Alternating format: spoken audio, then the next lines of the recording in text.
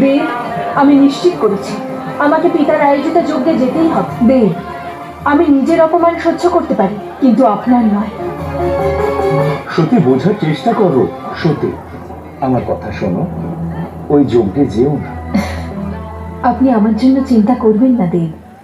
আর যদি তিনি আমাকে অপমান করেন তাহলে তখন তুমি নিজের মনকে এত কঠোর করতে পারবে সত্যি? আপনি প্রতিজ্ঞা করুন আপনি আমাকে যজ্ঞতে যেতে বাধা দেবেন না, আর আপনি আমার কাছে আসবেন না যতক্ষণ না স্বয়ং সতী আপনাকে ডাকে।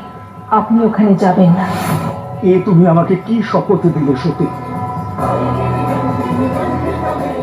দেব, আমাকে বিশ্বাস করুন দেব, আর আমি না গেলে ওখানে কোনো আহুতি ফলিত হবে না, আর তাতে কল্যাণের পথে বাধা আসবে। সঠিক বলেছ।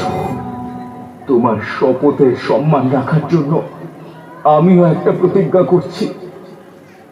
যতক্ষণ তুমি ওই যজ্ঞ থেকে ফিরে না আসো ততক্ষণ আমি নিজের চোখ খুলব না। যতক্ষণ তুমি শিবকে নিজে না ডাকবে সতী, শিবের নেত্র বন্ধ থাকবে। ঠিক আছে দেব, আপনি আমায় আজ্ঞা দিন।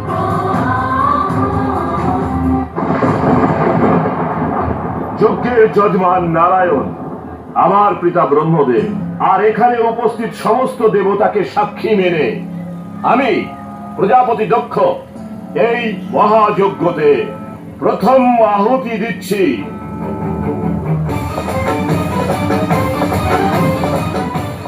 পিতা,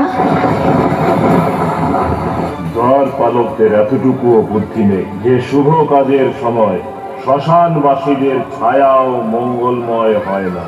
এই যজ্ঞতে কেবল আহুতি দেওয়ার অধিকার চাইছি পিতা। যার নামে তর্পণ করা হয়ে যায় সে প্রেত হয়ে যায়, আর তাদের শুভ কাজে কোনো